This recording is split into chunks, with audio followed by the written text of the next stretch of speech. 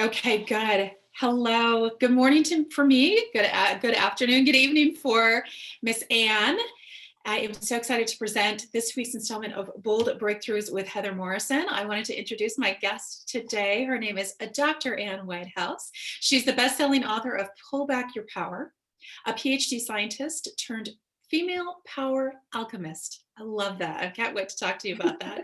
And a subconscious transformation expert. Her mission is to enable women to level the energetic playing field, break through success limits, income ceilings, visibility locks, and fulfill their career dreams, all without changing their character, having to sacrifice their feminine energy. She shows women how to reprogram the power dynamic around them by literally pulling back their power. This changes how they react to the world and how the world reacts to them. That is a powerful bio, Miss Anne. I'm so excited for you. Yeah, I'm so excited to have you here today. I'm sorry, go ahead. I said I'm delighted to be here today and speak with you. Awesome. Let's get right into it. So what was your inspiration for creating what you have now, for creating your company? Kind of what was your journey along the way? Well, my journey was very interesting. I'd never intended to be in business. I never intended to be an entrepreneur. Excuse me, not even slightly. I was all set to be an academic scientist. So there I was, highly qualified, very motivated in the boys' club of engineering. And what happened basically was that for no readily apparent reason, my confidence evaporated and my stress skyrocketed, and this turned into insomnia and health problems and anxiety, which then turned into burnout and eventually chronic fatigue. So when I started off in what I would call a university lectureship, and you would say college professor, I think, everything was bright and shiny and totally set for me to have this high-powered academic career. 6 years later, for no obvious reason, I'd lost my career and I'd lost my health as well. So conventional medicine could do nothing for me. So I was left with a choice. Do I accept that this is my life? And at the time I was, I think, about 32. Or do I find the solution? So obviously I decided I chose to do whatever it took. I remember actually lying on the sofa one day, too weak to stand up, too weak to lift a pen. And I literally said, I'm not prepared for this to be my life. I'm just not prepared. I'm going to find the solution. I believe it exists and I don't care what I have to do, what horizons I have to broaden, what I don't care what I have to do. I'm going to find that solution. And that moment, it was like a switch in my head, if you like. And I started to just try everything. I read everything. I tried every therapy going. And this took me on a journey into the subconscious mind very quickly. And I realized that it was how I reacted to life that was the problem. But then I went deeper with that. And what I found was literally a whole, what I call an operating system, a hidden operating system, whereby we are all still anchored into the programs of the past. So any woman who is out there pushing forward, breaking the barriers, being a pioneer, whether it's in academia or whether it's in business or finance or medicine, we are all doing things that would have been completely forbidden for our grandmothers, great-grandmothers. This is the problem. Those deep-seated patterns are still there. They have not updated.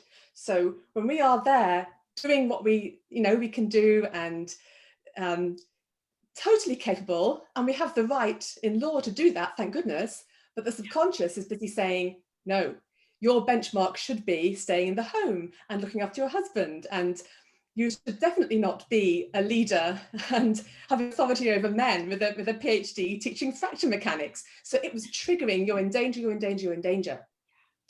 And that's what, that's that mismatch between what I was doing and what my subconscious said was permitted, created this huge internal stress, which eventually had to explode somewhere. And in my case, it was my health.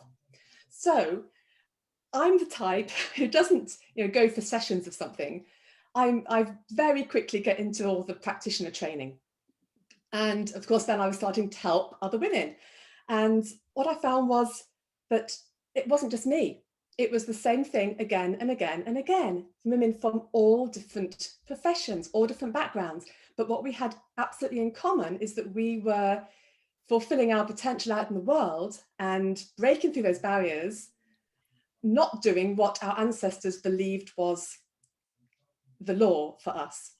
And so that created, it kind of came together as a big picture of, oh my goodness, this is actually a systematic undermining. Even though we do have the rights, and we are, you and I, we're literally the first generation to have true opportunity and true freedom to do what we want to do, but we're running on empty. We don't have what I call a power foundation, because we've inherited this archaic disempowerment of women heritage, and that's still sitting in the subconscious. So I thought, well, not only that, but I worked out how we can change that by the way that we're using our focus. And so I actually created a new modality that helps us to literally create that power foundation that we're lacking. So then I thought, well, I simply have to write the book on this, which is my Pull Back Your Power. So all of this, so we're talking 20 years from literally when I left academia to where we are today. And so the business just kind of happened. And I got to a certain point, and I've been seeing people one-to-one, and then I was teaching, and then I was doing workshops, and it was getting bigger and bigger. And I sort of realized, oh, I probably need to be looking at some of this business stuff too. I can't just be a healer empowering women doing my thing. I had to then look at that, well, actually, this is a business too. And I had to set up all of that stuff. So it was never my choice, but the universe clearly had a different plan. Yeah, exactly. I think I'm going to start another podcast series called The Accidental Entrepreneur, because every woman that I talk to says, well, I didn't start out being an entrepreneur. It just got to happen, right?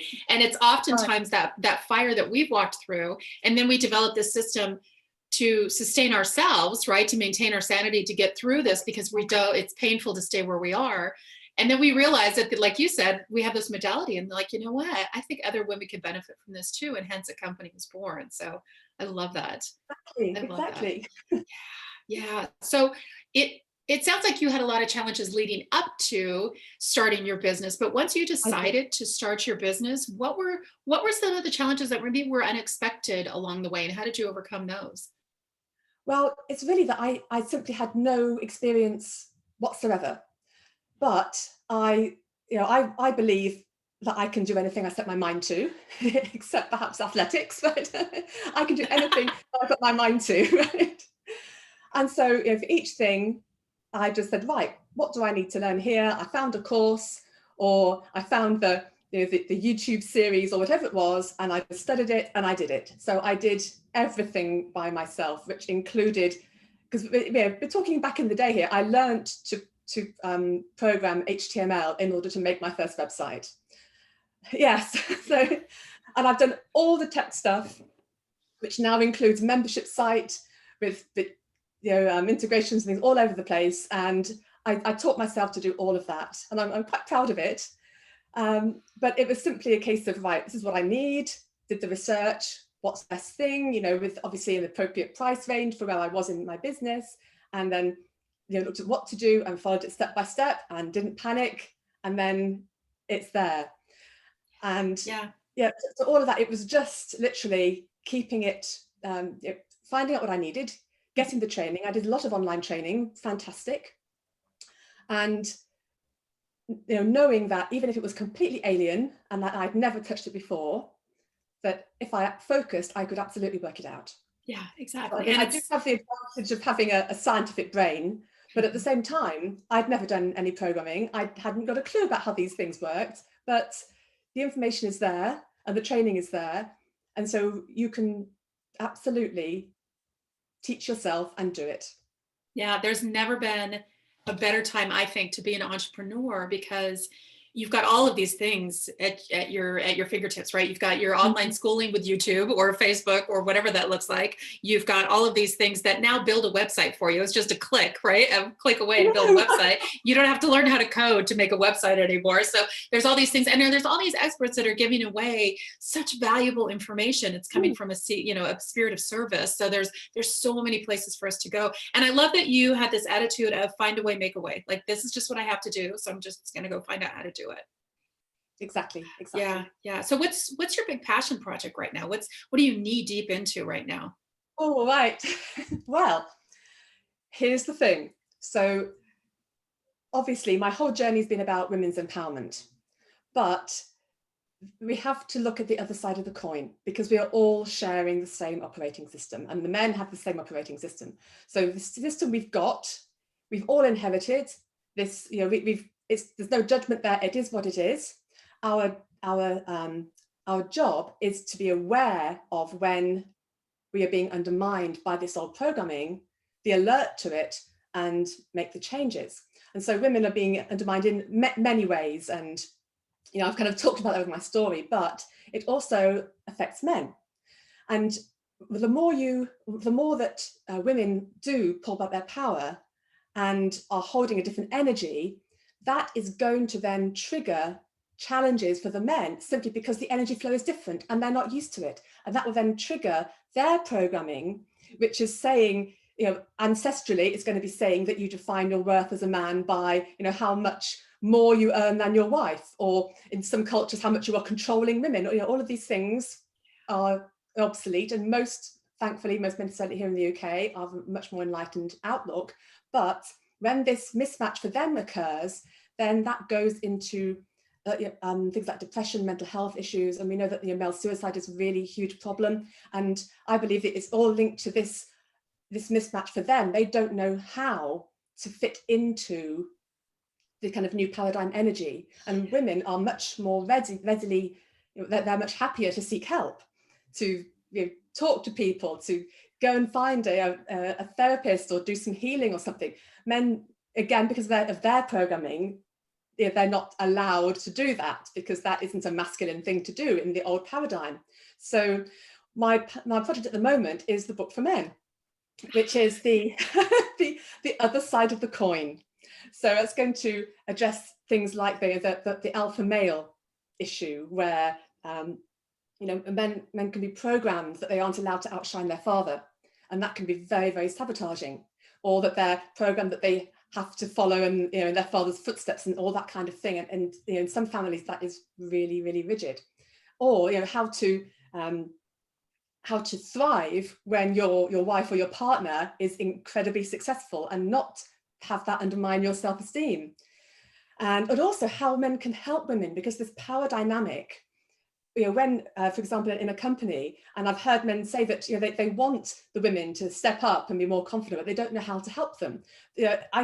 We can literally do my power pulling reverse and teach a man in authority to give the power energetically to a woman, so she then is feeling safe to stand up and speak up. So we need to do the other side of the coin, because it's not about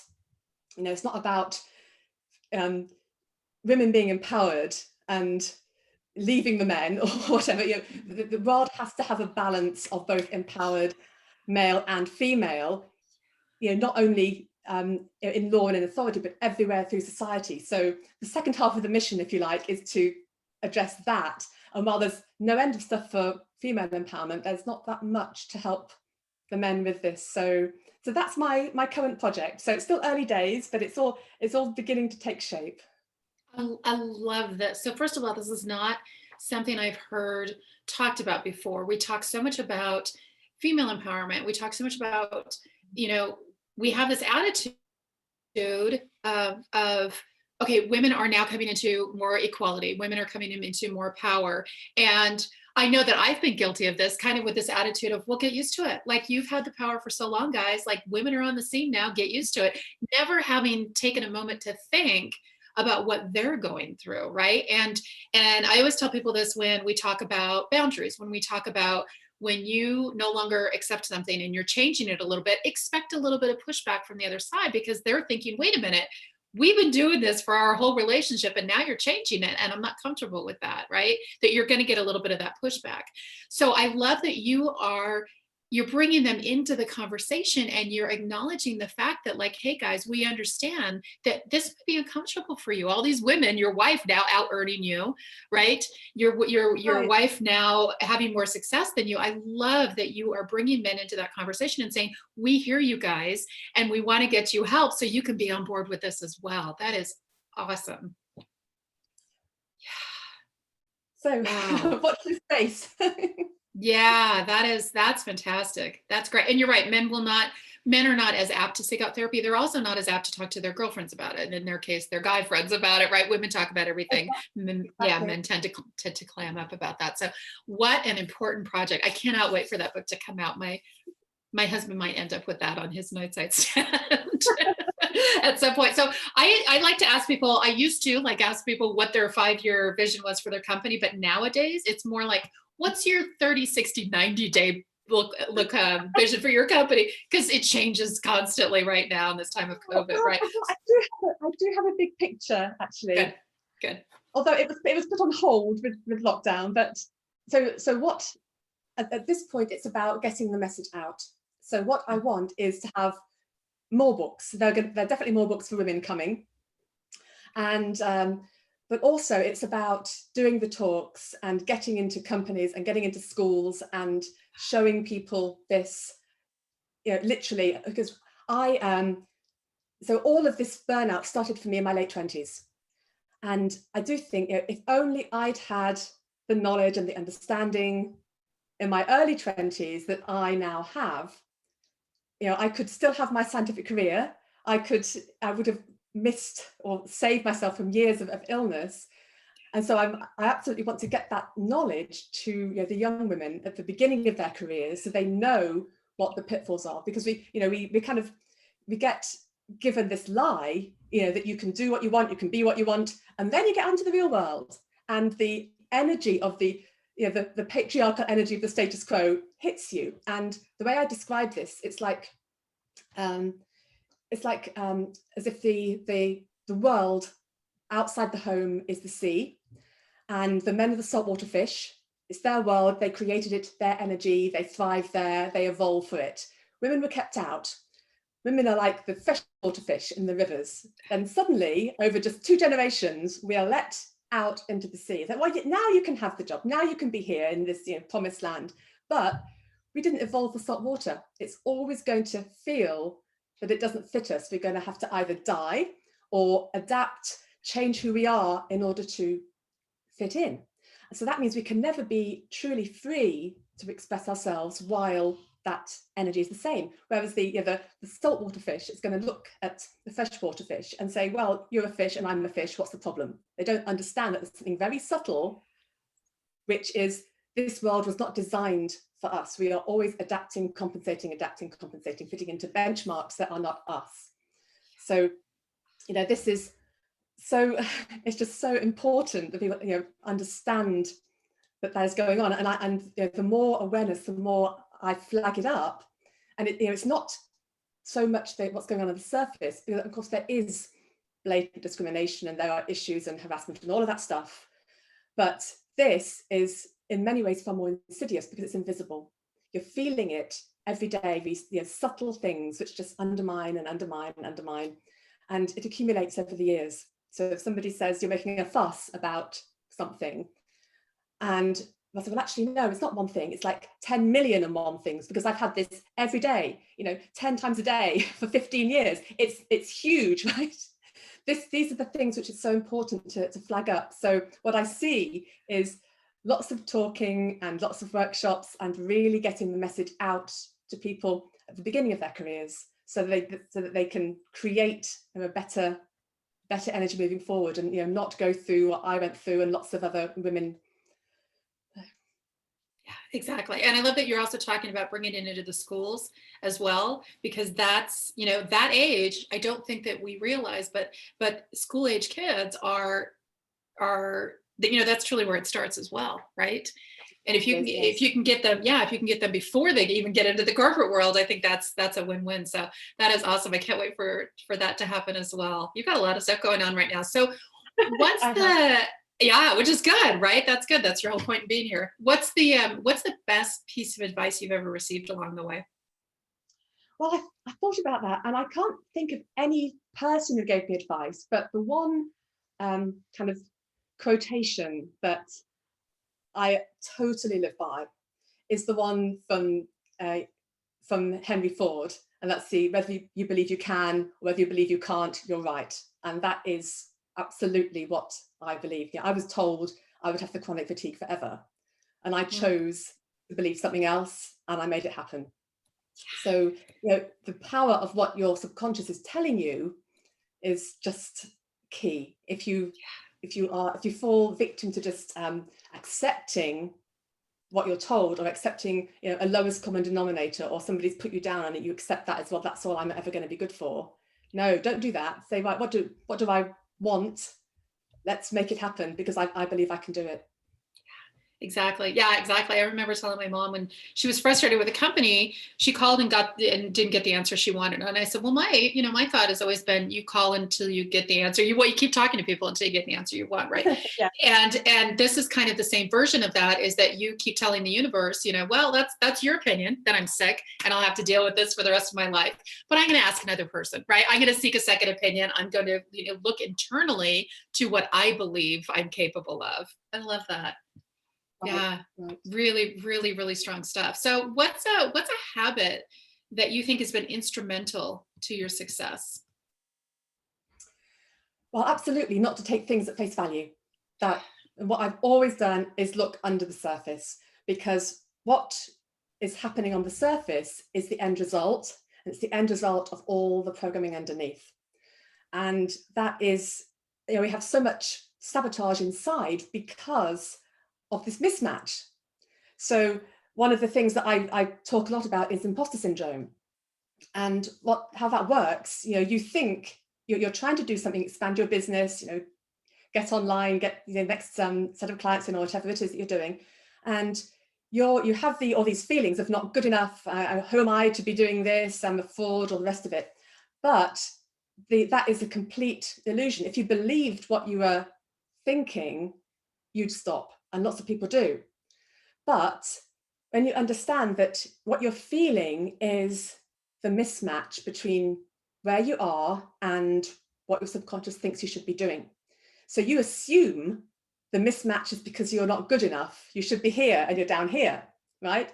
But it's actually the other way around. Your subconscious wants to keep you down into those old limitations, and you are already way past. So the fact that you feel like a fraud, that you feel not good enough, it's actually showing that you've gone too far. You've pushed away from those limitations, and you assume you're not good enough, but it actually means you've gone too far, and your subconscious is freaking out. And not many people have the strength of character to really do this stuff. So what I tell people is, the worse you feel, that's actually the proof of how far you've come.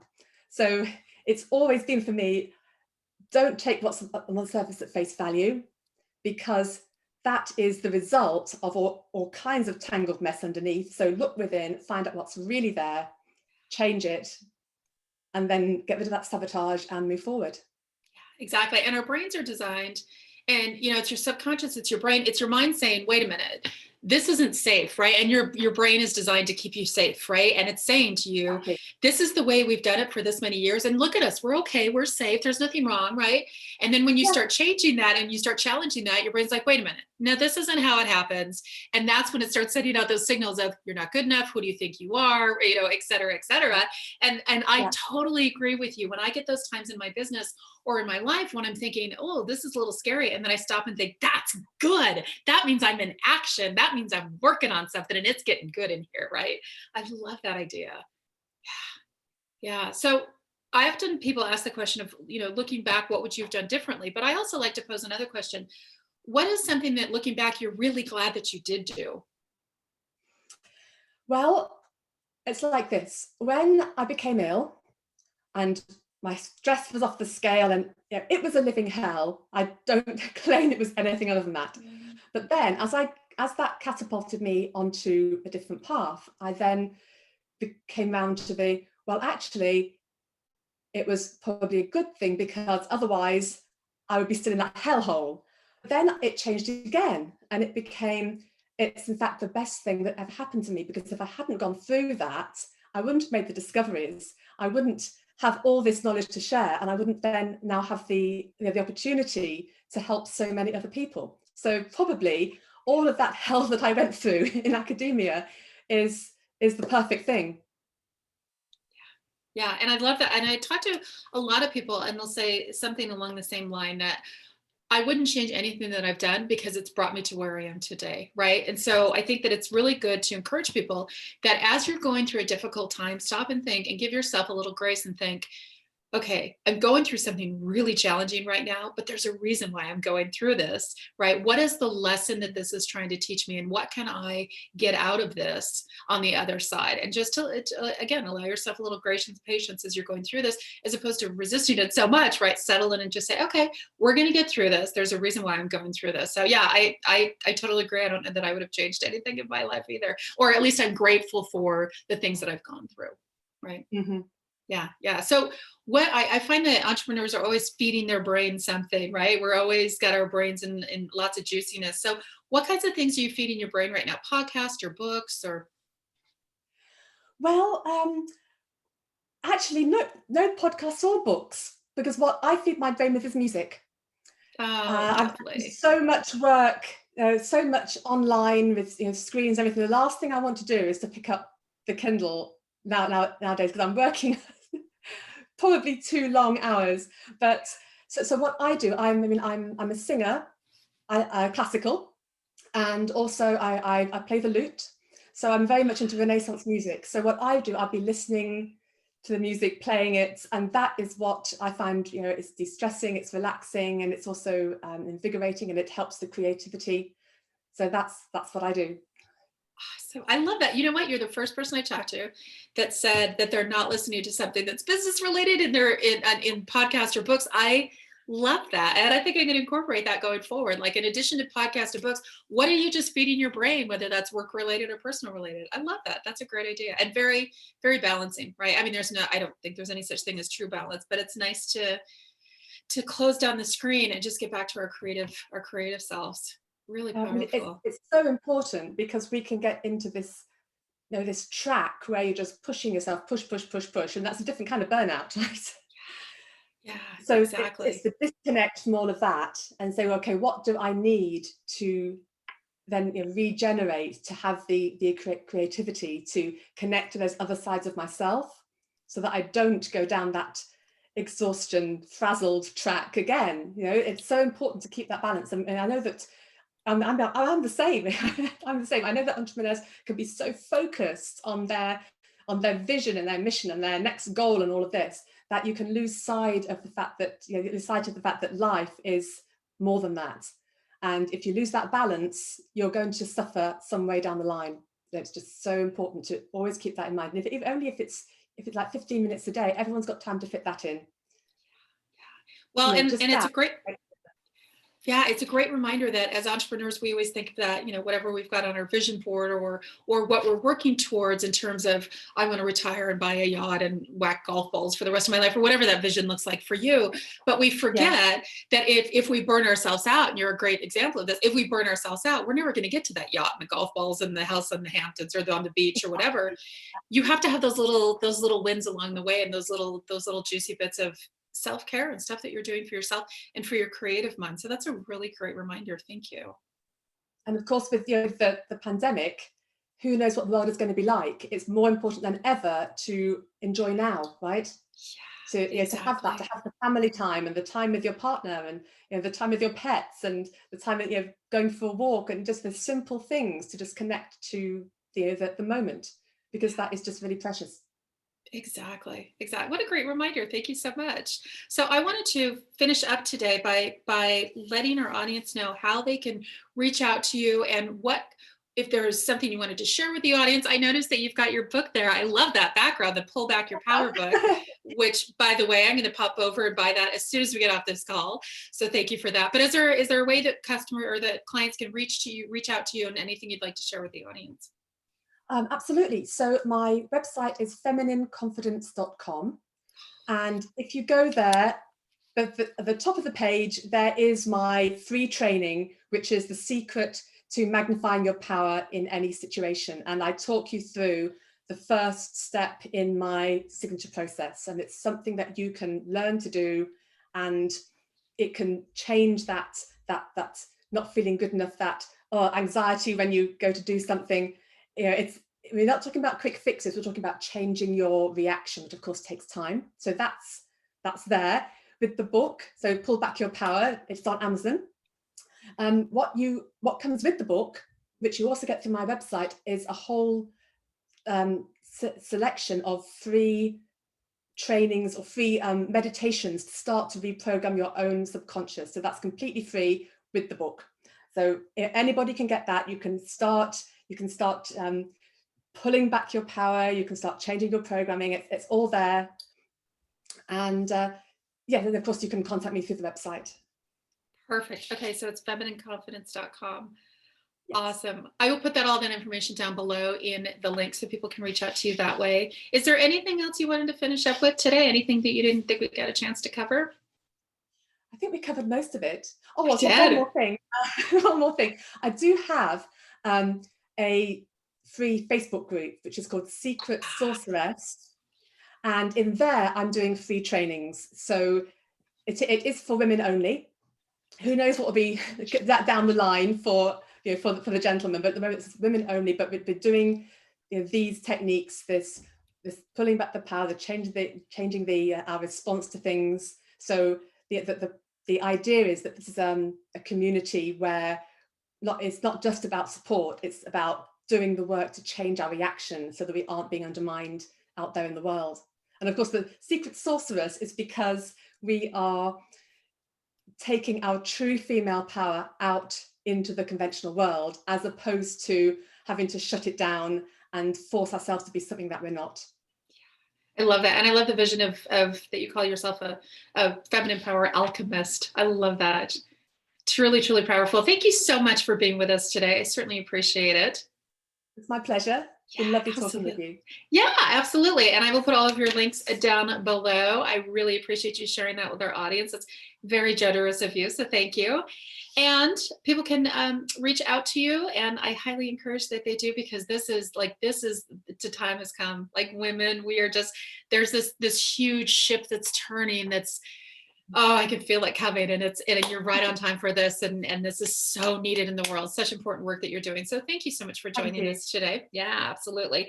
And please join us next week. We'll be back on Tuesday, high noons at Pacific Standard Time. So I appreciate you guys being here, and thank you very much, Miss Whitehouse.